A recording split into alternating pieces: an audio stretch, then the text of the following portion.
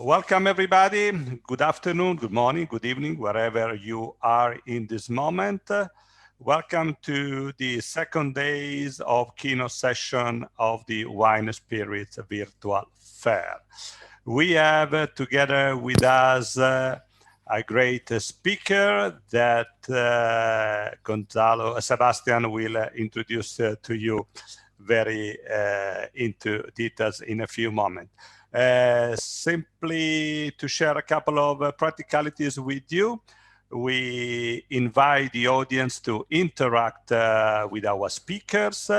Please feel free to ask your question using the chat button that you find in the top right angle of your screen.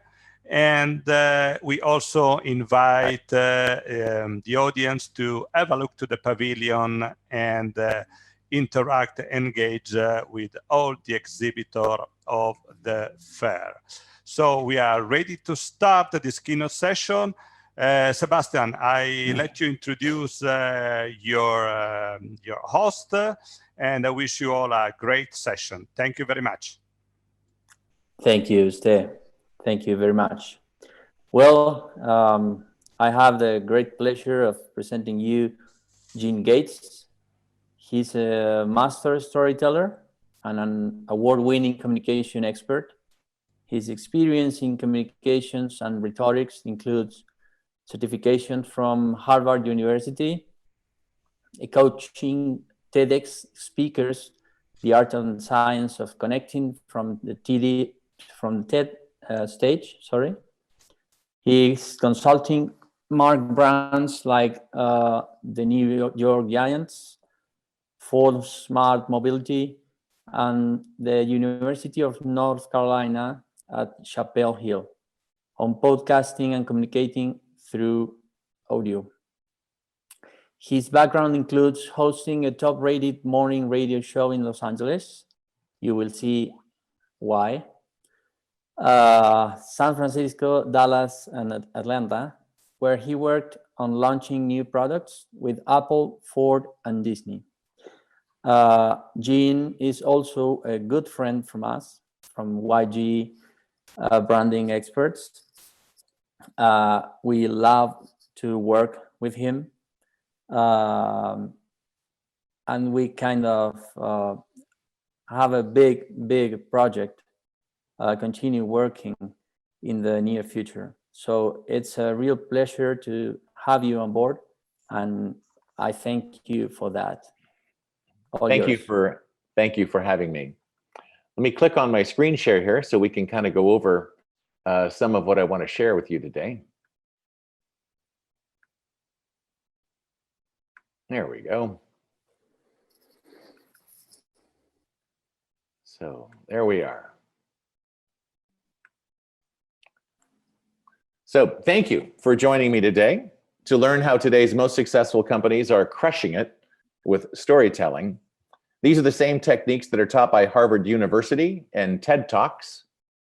I'm going to share with you great examples of storytelling from Apple, Google, and the Ritz-Carlton.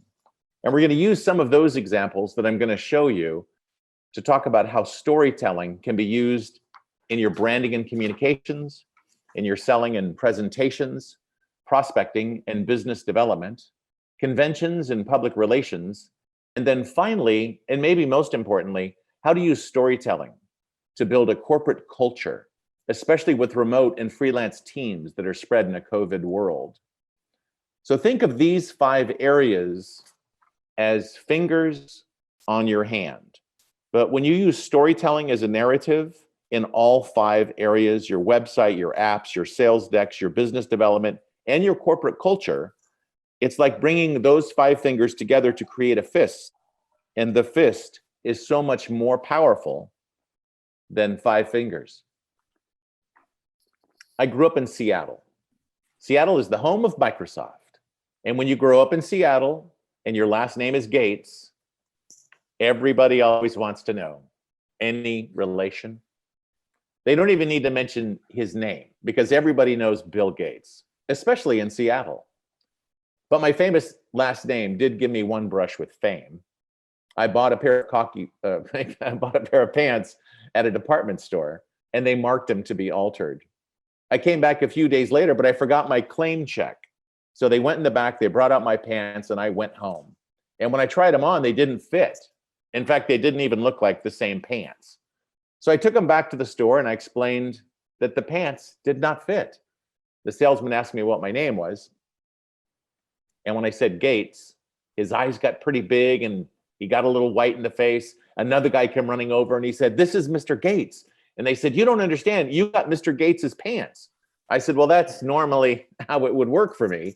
And he said, "No, you don't understand. You got Mr. Bill Gates's pants. We thought you were his shopper, so we gave you his pants." And they have been freaking out looking for his pants. So while I've never been in his shoes, I have been in his pants.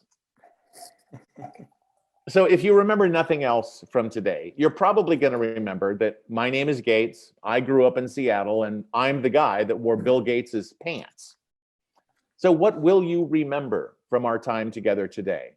Well, research tells us that 3 days after a presentation, you're only going to remember 10% of what you heard. 10%. That means 90% of what you tell your clients and your coworkers will not be remembered. And that's why storytelling is your secret superpower.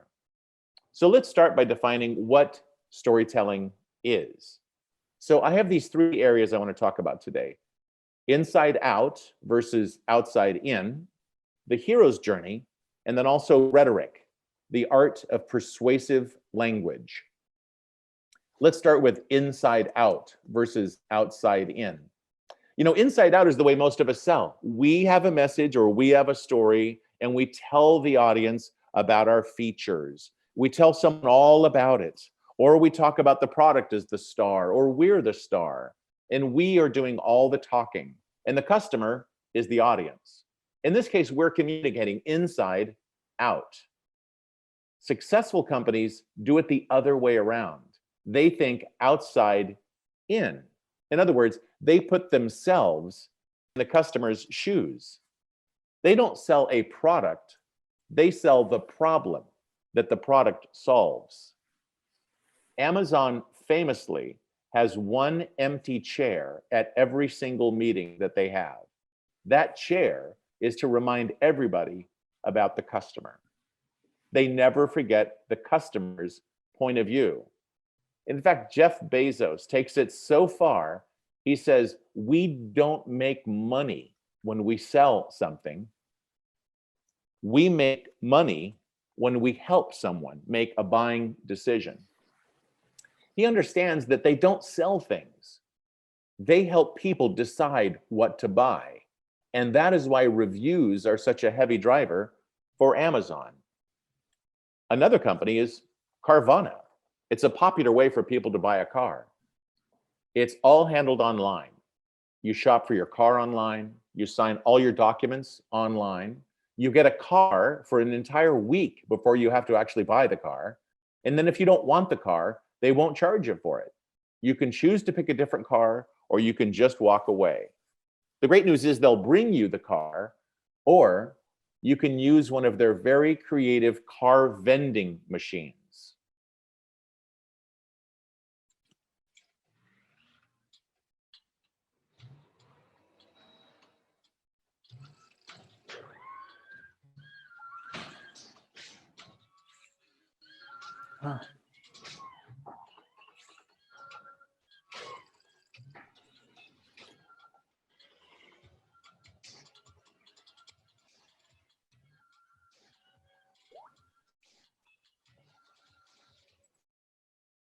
See, Carvana knows they're not selling cars. They're selling the problem that they solve. They know people don't like to go to car lots. They know that people don't like dealing with a car salesman. They know people don't like how long it takes to buy a car. So Carvana does not sell cars. You can buy a car without the hassle. You can remember, if we go back to our selling outside in, this is exactly what Carvana is doing. It's thinking like your customer and involving them in your message and your user experience design. It's pretty incredible. The second part of storytelling is the hero's journey. Now, most of us are taught this in creative writing. And here's somewhat of a quick summary. You have a hero, you have an antagonist, you have a protagonist, you have some kind of an impossible challenge, and you have dire consequences if you fail.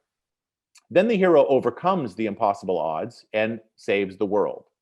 So think Star Wars or Princess Bride or The Matrix or even Lion King. They all follow the hero's journey. The third kind of storytelling I want to talk about today is rhetoric, as defined by Aristotle over 2,000 years ago. And it still stands the test of time. The art of persuasive writing and public speaking to get someone to do what you want them to do, like buying your product. Aristotle's rhetoric was broken into a triangle, which was codified the approach that he believed very strongly in: pathos, ethos, and logos. So for our Latin speakers or Greek speakers, pathos is for emotion, ethos is for the credibility of the speaker, and the logos is the presentation of logic and reasoning and facts and figures. Today, we're going to show you how you can use these proven techniques in your marketing communications, your websites, your branding, your public relations, your sales, and even creating your corporate culture. Now, the biggest mistake that companies make is they use too much logos or too much logic, and they don't use enough emotion. They show facts and they show figures, and they expect that that will logically make people buy their product or inspire their team. But the proven formula is to open and close with emotion or ethos, always communicating outside in. And always remember to have that empty seat, so you're always thinking like the customer. The more you care about your customer or your staff, the more they will care about you. And that means they're more likely to remember your message. And that brings us back to 3 days after a presentation. You'll only remember 10% of what you heard. So let's break this down. Why is that? For one thing, we're busy. We're all distracted. It's estimated we're getting 6,000 to 9,000 marketing messages every single day. Can you absorb that? This is an estimate of 1,200 people. Imagine each one of these people screaming and yelling at you to get your attention. And that's only 1,200. That's 6,000. And that's 9,000. So if you really take this in for just a second, your message is one of those 9,000 voices screaming to get somebody's attention. Everybody's trying to get into our brain. And all of us, we're just trying to keep up. I like to play the email game. Look at your phone right now and tell me how many unread emails are on your phone. 500? 1,000? I was looking at my wife, Julie's phone. She had 20,000 unread emails. I couldn't believe it. 20,000. So I put it up on social media. My friend Shayna has 39,000 unread messages. My friend Vinny, 108,000 unread messages. Heather, 172,000. Tony Zaza, 191,000 unread emails. These are just normal people. They're not Kardashians. So how do you possibly get your message through to somebody who has 190,000 unread emails? Yesterday, it's estimated 270 billion emails were sent. That's why it's so hard to get people to pay attention to you, let alone remember your message. You're in a meeting, you're giving a presentation, people are distracted. They're checking their phone. They're not paying attention. They might be listening, but they are not paying attention. And this happens in my house all the time. My wife always says, "Hey, I told you that last week." And I say, "You never told me that." See, I might have heard her, but I wasn't listening. So I didn't remember. This t-shirt always makes me laugh. My wife says I don't listen to her, or something like that. It's kind of true. And that's the problem. So how do you get people to actually pay attention? The secret is storytelling. And it's not just my opinion, it's science. Let's look at the science behind the why. One of my favorite books is Simon Sinek's Start with Why. About 18 years ago, he gave a TED Talk about marketing and the brain. Now, this audio is not great, and when it's streaming, it might not be incredible, but I do want to share it with you today because Simon Sinek really explains very well how to get people's attention.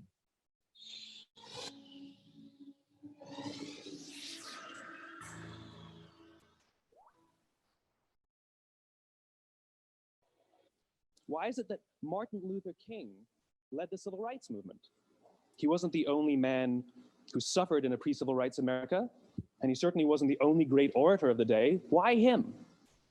And why is it that the Wright brothers were able to figure out controlled powered manned flight when there were certainly other teams who were better qualified, better funded, and they didn't achieve powered manned flight, and the Wright brothers beat them to it? There's something else at play here. About 3.5 years ago, I made a discovery. And this discovery profoundly changed my view on how I thought the world worked, and it even profoundly changed the way in which I operate in it. As it turns out, there's a pattern. As it turns out, all the great and inspiring leaders and organizations in the world, they all think, act, and communicate the exact same way, and it's the complete opposite to everyone else. All I did was codify it. And it's probably the world's simplest idea. I call it the golden circle.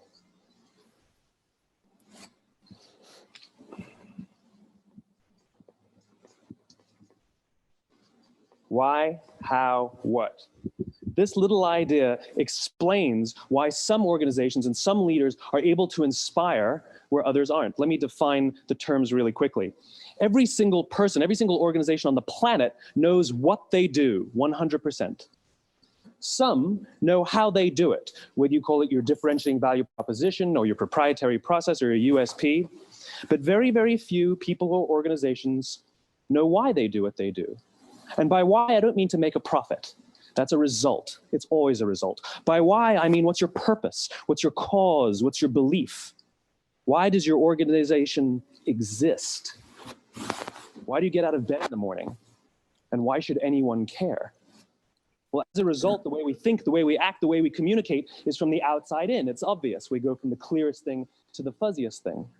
But the inspired leaders and the inspired organizations, regardless of their size, regardless of their industry, all think, act, and communicate from the inside out. People don't buy what you do, they buy why you do it. The goal is not to do business with everybody who needs what you have. The goal is to do business with people who believe what you believe. Here's the best part. None of what I'm telling you is my opinion. It's all grounded in the tenets of biology, not psychology, biology. If you look at a cross-section of the human brain, looking from the top down, what you see is the human brain is actually broken into 3 major components that correlate perfectly with the golden circle. Our newest brain, our Homo sapien brain, our neocortex, corresponds with the what level. The neocortex is responsible for all of our rational and analytical thought and language. The middle 2 sections make up our limbic brains, and our limbic brains are responsible for all of our feelings, like trust and loyalty. It's also responsible for all human behavior, all decision-making, and it has no capacity for language. In other words, when we communicate from the outside in, yes, people can understand vast amounts of complicated information like features and benefits and facts and figures. It just doesn't drive behavior. When we communicate from the inside out, we're talking directly to the part of the brain that controls behavior, and then we allow people to rationalize it with the tangible things we say and do. This is where gut decisions come from. You know, sometimes you can give somebody all the facts and your figures and they say, I know what all the facts and details say, but it just doesn't feel right. Why would we use that verb? It doesn't feel right, because the part of the brain that controls decision-making doesn't control language. And the best we can muster up is, I don't know, it just doesn't feel right. It's all happening here in your limbic brain, the part of the brain that controls decision-making and not language. So that's Simon Sinek's message. And if you're in sales, whether it's B2B or B2C, you have to learn to talk to the decision maker. You can have the best sales pitch in the world, but if you're not selling to the person that makes the right decision, it's very hard to get the sale. And the same is true of the human brain. When you're selling your features and you're not pitching to the decision maker in that case, when you're talking to the thinking brain, but when you start pitching benefits and people can start to see themselves with your products and the benefits of using it, that's when you start to talk to the decision maker or the feeling part of the brain. So how do you get to the decision maker? Storytelling is like your friend on the inside. It's like I know a guy who knows a guy, and it is the best way to sell. I like to compare it to the Trojan horse stratagem. After a 10 years war with Troy, the Greeks gave up. They got back into their ships and they sailed away. But they left behind this huge wooden horse. The Trojans pulled the horse into their gated city and celebrated as a trophy. That night, the Greeks secretly sailed back to Troy. They snuck up to the locked gates, but inside the horse was hidden an elite force of Greek warriors. And that night, they snuck out of the horse. They opened the gates to the city of Troy. The Greeks stormed in and they defeated the Trojans, winning the city of Troy. That is what good storytelling can do. You get in, and then you slowly unleash the benefits and work your way out to the features. Your user experience, your customer experience approach, it has to come from a customer-centric point of view. It has to be outside in, and it has to be authentic. So as long as you continue to reward your audience along the way, they'll stay with you as you unpack this narrative. So I want to talk a little bit about sales presentations and storytelling. We know people only remember 10% of what they hear, but here's something interesting. They recall 65% of what they saw. So a PowerPoint can be a powerful tool when it's used correctly, because it provides a visual aid for the information. So people will remember more of what was presented. The brain processes pictures in a different part of the brain than it processes speech, a part of the brain that doesn't process language. It doesn't understand speech. That's why a picture, they say, is worth 1,000 words. Our memory of what we saw is so much better than our memory of what we heard. We talked about the limbic system and how it does not use or process speech. One reason is processing speech is time consuming. Your thought is so much slower than your gut reaction or your instinct. Your gut reaction is usually in 3 seconds or less. That is 1/5 the time of our conscious cognitive brain to assimilate the same data. The benefit is if you can start talking to the feeling part of the brain, it's going to help the rest of your sales message to get in. And as the famous expression goes, facts are stubborn things, but the mind is even more stubborn because we undervalue facts that contradict our beliefs, but we overvalue facts that support our beliefs. We don't always remember things accurately. When I was a kid, we used to play this thing called the telephone game. One person whispers a word or a phrase to the person next to them, and then they whisper to the person next to them, and they to the person next to them, and you go all the way into the end of the line or the end of the circle. And then the last person says the word or phrase out loud. And almost every single time, the message is changed by the time it gets to the end of the circle in just a few people. So this game really teaches us how hard it is to remember something that you were just told. It also helps explain why we only remember 10% of what we heard. Another challenge with PowerPoint or passing out any kind of sales collateral is we read much faster than we listen. We read at 275 words a minute, but our brain can only listen at 150 words a minute. That means if we put text on a PowerPoint slide, the audience starts reading and they're going to get way ahead of whatever it is you're trying to say. It makes keeping their attention harder if they're already ahead of you.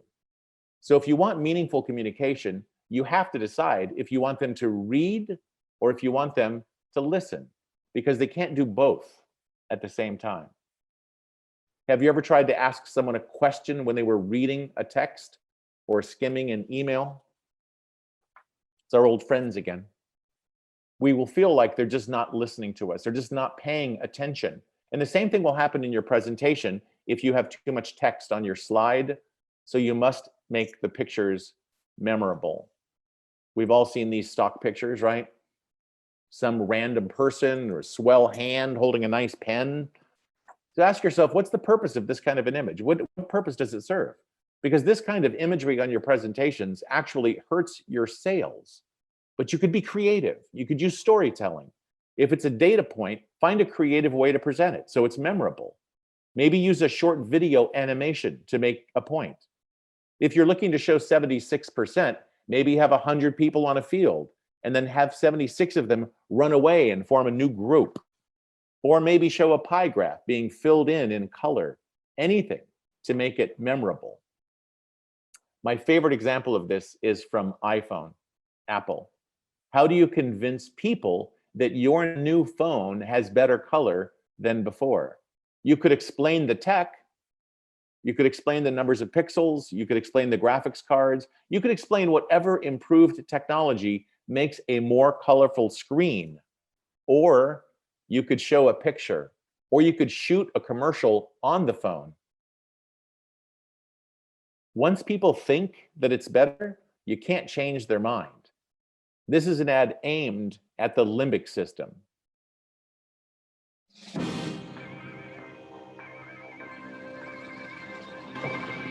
Come along, catch a half a lump. Sit with me on a muddy clump. We'll sing a song of days gone by. Run along now, don't be glum. Get you gone now, have some fun. Don't be long for the end is now. Come along now. Run away from the humdrum. We'll go to a place that is safe from greed, anger, and boredom. We'll dance and sing till sundown and feast with abandon. We'll sleep when the morning comes and we'll rise by the sound of the birds' song. Come along now. Run away from the humdrum. We'll sleep when the morning comes and we'll rise by the sound of the birds' song. I just love that ad so much. It incorporates so many wonderful things. But the idea is to find pictures and images and sounds that support your written text to tell a story. Now, the other challenge in a sales presentation or a webinar or a podcast or copy is holding their attention. How many times have you been in a meeting where you've been bored? Has your mind ever drifted? You're listening to someone talk and then you start checking email or Slack or WhatsApp. It's very hard to hold people's attention. We keep seeing statistics that our attention span is down to 6 or 7 seconds. We also see data identifying 10 minutes as the maximum threshold to hold someone's attention in a meeting or a presentation. So what's the secret? I mean, obviously you can't do a 9-minute sales pitch, right? So what's the hack? There's a technique called pattern disruption. Whenever someone stays on one topic for too long, our brain gets bored and our attention starts to wander. This can happen as quickly in a presentation as 7 seconds in. So using pattern disruption in your presentation will wake the brain up periodically and prevent tune out. It's not enough for them to hear you. They have to pay attention to you. And so that brings us to these two types of pattern disruption, passive and active. Passive techniques are plentiful. This is when you don't involve the audience, right? So you can use a blank slide, or you can tell a story. You can change your body movement or mix up your gestures. You can use silence to insert a beat to re-engage the brain. You can speak fast, slow, soft. You can mix it up. The other style is active techniques. That's where when you're in front of a live audience, where we're not together today, but you can ask questions. Some could be rhetorical, some could be literal. If you get a good answer, you could work the answer into your presentation and have a conversation about it. You can ask for a show of hands. You can also ask for a me too or a yes from the audience. and you see masters like Tony Robbins do this all the time. You also hear churches with amen. It's all a way of waking up the brain and keeping them involved in your presentation. You can also do breakout sessions and have small groups get together. You could interview somebody from the audience. There's tons of things you can do to get people involved. As an example, you could also get a group of 10 people to come to the front of the room and ask what percentage of respondents are using smart speakers. If the answer is 10%, then you could have one of those people step to the side as a visual representation of the research. Sometimes the hardest part of a sales presentation is just getting started. With TED Talks, we coach speakers all the time to just walk on the stage and just start telling your story. That's the most important thing, because information wrapped in a storytelling narrative is 20 times more memorable. So just get on the stage or in front of your sales presentation, start telling your story, start engaging the questions from the very second that you hit the floor, because you only have a few seconds to capture their attention and then get to the storytelling. And if you can draw them in with a relatable statement or premise, you'll have even more time and you'll get more of their attention. If you can state a problem at the very beginning that they're currently having, you'll probably have their attention. You can also show that you understand a problem. You can show that you have a solution to the problem. That should hook them for another 20 to 40 seconds. You can also show them specific examples to reinforce your credibility, but you have to do it quickly and do it succinct. And most important, make it a happy ending, because you want to end on a high note so you can actually ask for the sale. And the sale could be an actual sale, or it could just be capturing their data so you can get them into your sales funnel. It's widely believed that people can't absorb more than 3 or 4 pieces of information. So if you end on a piece of information that's important to them, then you can send it to them. And that's a great way to capture their data as well. Now, you can also use it for prospecting and selling. So you may be wondering, well, how do you use storytelling for prospecting and selling? My friend Tim Sanders has written several New York Times best-selling books, and I believe he is brilliant. Most clients, especially when you first start working with them, they fear being open with you. So even though they might not know it, they're scripted. And they give you things in headlines. And they give you stories in headlines. And everything is crisp, and they want to know how much it costs. And they want to know how quickly you can solve the problem. And your job then is to use strategic questions, I call them bridge questions, to get them to open up, trust you, need you, share with you, and be enthusiastic about oversharing with you, if you will. One of my favorite books on talking less and solving more is this book by Frank Senzo, just came out last year. So the one thing that he talked about in the book, and I love this, is sometimes to keep the conversation going, you've got to ask a question without a question mark. So typically, if you watch interviews, really good interviews, like if you watch the Frost-Nixon debates, you will see David Frost many times going, tell me more. When you watch great journalists like Wolf Blitzer, you'll hear things like, wow. Wow is an effective trigger to get a person to keep on going.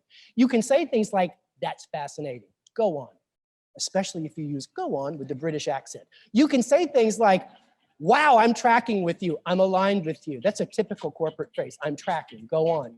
But the more you prod that person, the more the person begins to trust you, because we respond to people that give us space, and that's when the reveal happens. There's Tim Sanders on selling. Remember, when someone believes that you care about them, and when someone believes that you can solve their problem, then they're much more likely to open up to you. So your job, like the Trojan horse, is to listen and to genuinely care. And if you ask the right questions, and if you guide the storytelling in the right way, the customer will tell you everything you want to know about how to get them to close the sale. They'll tell you everything you need to know, or they'll tell you how to remain loyal as a customer. So I do like this bit of research. Who do you think is a better salesperson, men or women? Well, if being a good listener is the secret to being the best salesperson, who do you think is a better listener, men or women? Let's start with who talks more. Who do you think talks more in a sales presentation, men or women? This is according to research from HubSpot and Gong Self-Learning Conversation Analytics Engine.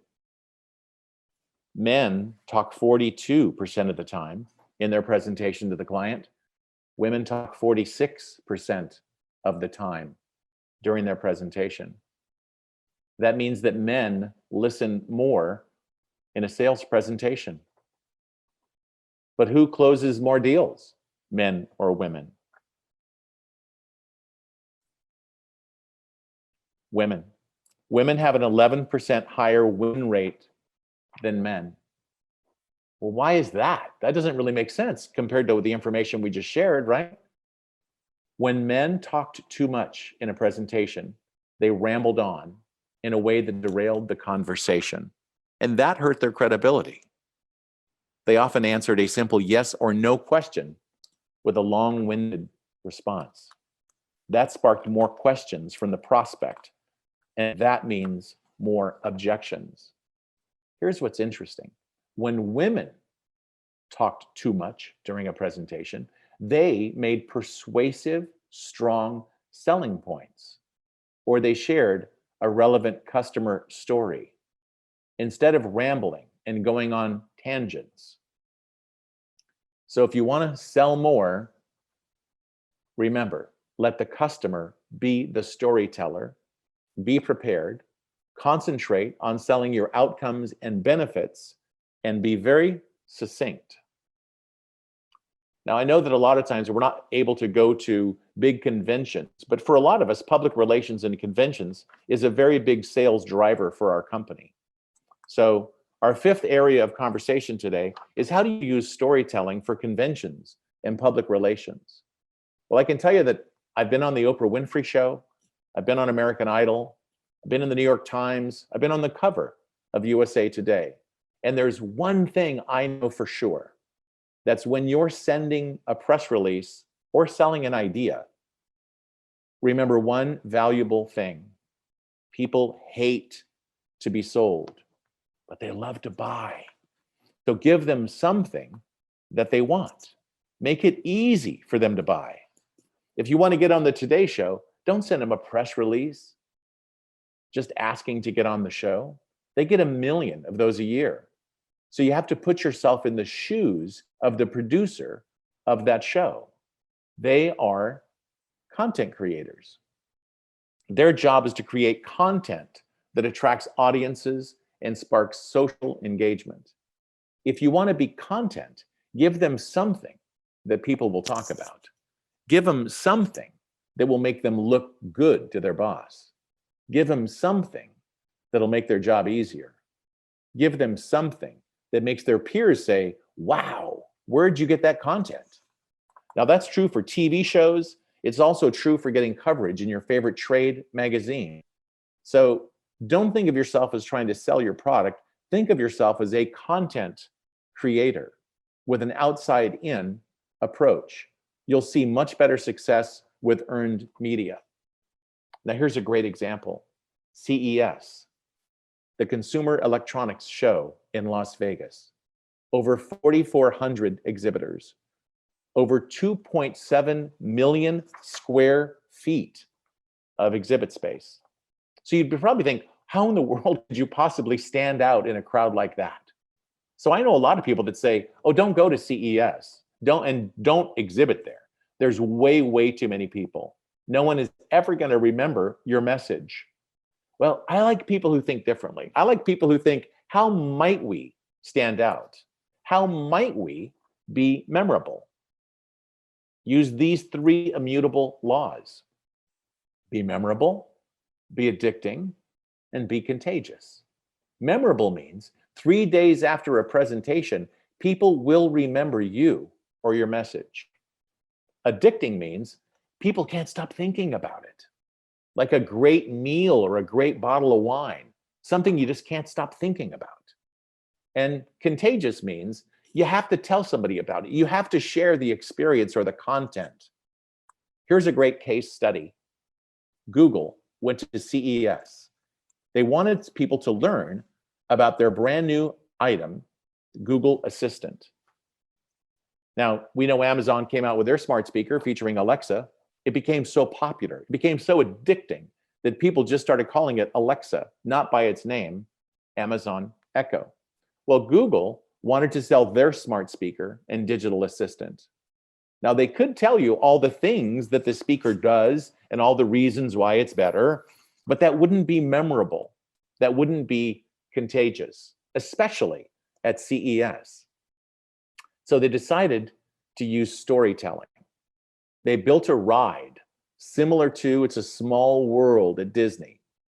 They took riders out and over the Las Vegas Strip, and people could not get enough of it. Now, the audio is not great in this clip I'm going to play you, but I want you to just see how they use storytelling to talk about the benefits of the product. Hey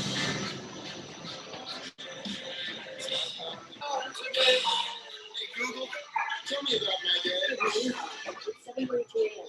Right now it's 52 and 50. Storms on the way. You have one reminder for today. Don't forget Grandma's birthday cake. Oh, yep, we're on it.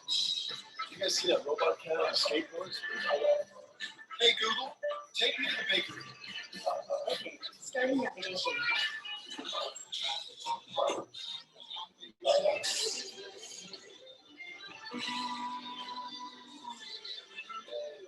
Navigation. Everybody look, there's a camera. Smile, make it look like you're having the time of your life. Hey Google, pull up that email about the cake. Here's what I found. You found a place where only speak French, non-parlaying blame, everything French. Ah, for Pete's sake, how you gonna ask me? Hey, Hey everyone, just remember, in the second all you need is another Google assistant. All you need is right to your left. Wait, where were we?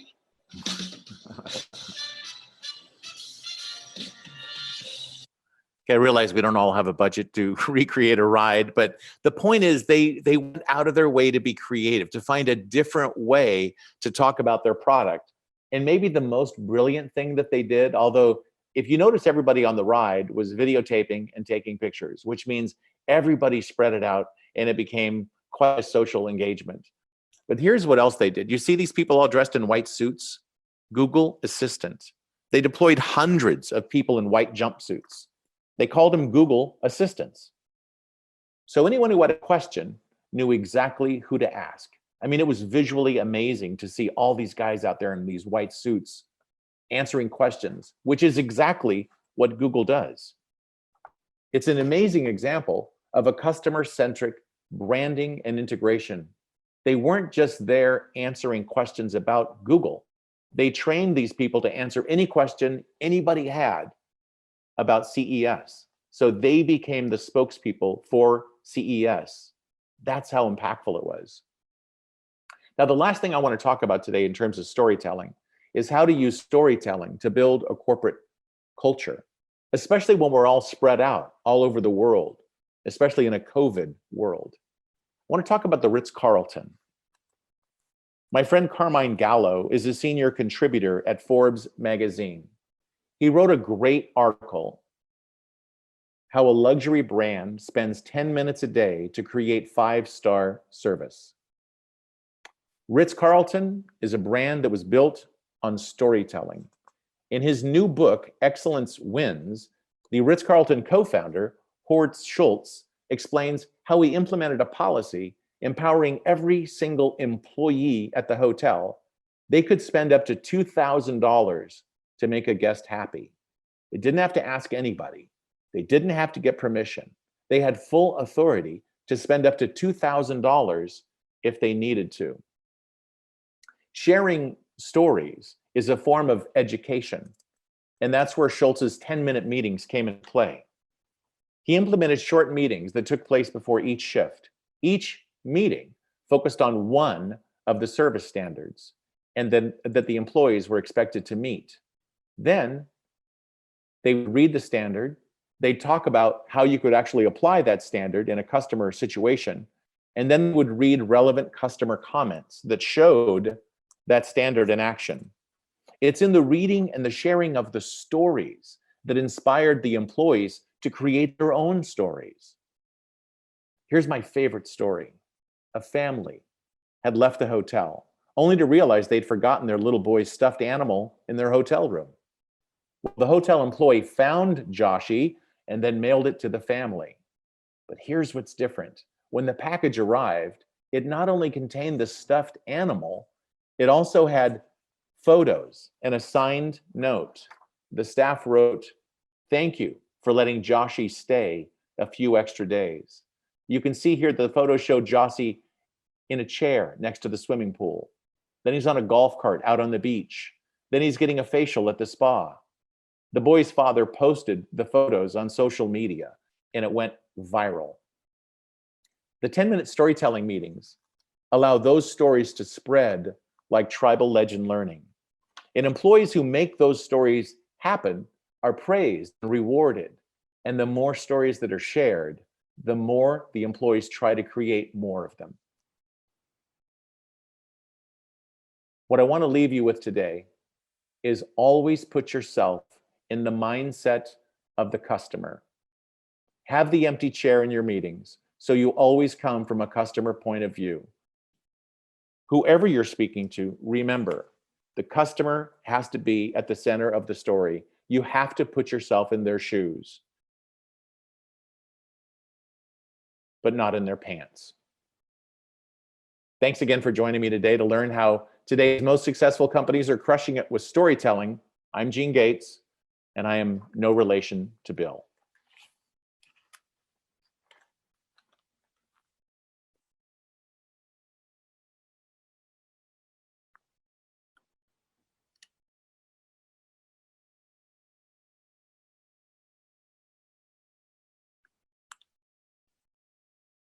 Do we have time for any questions?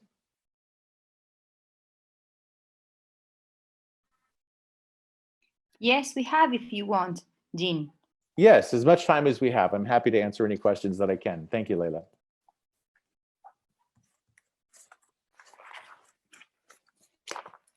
Remember to see the questions on your profile on commitment. So I need to switch over there? Yes, commitment, messages. Remember? Okay, sorry. Messages, Sorry. yes. So commitments. If you have any message, it will be there. Meetings, I don't see messages. Here we go. Okay, interesting. Congratulations. Thank you very much. Okay, great. Doesn't look like any specific questions. I mean, I realize it's a lot of data to process, but hopefully you found it of value and it just helps you rethink the way that you present your data so that it is customer centric. What a fantastic session, Gene. Thank you, Stefano. Truly fantastic. Any question for Gene? Have you seen any question in your message box?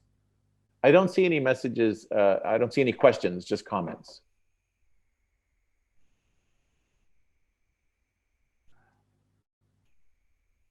I cannot hear you. Stefano, can you hear me? Yes. Okay, great. I know that there's a bit of a lag, a bit of a delay. We ended the session? Yes. Okay. Anyway, Gene, I wanted to thank you very, very much. I was really charmed by your speech, and I got many messages through many WhatsApp from people that was enthusiastic about your presentation. I hope it wasn't too much data. It was a lot of data. No. It was really, really, really charming. And I thank you very, very much. I wanted to thank you in the name of YG and UPM Ralph Attack. We truly, truly appreciate your session. It was absolutely a great keynote speech. Right. Thank you very, very much. Thank you. Have a great session. Thank really you. Impressed you guys put this on. Great job. Thank you. Bye. Bye.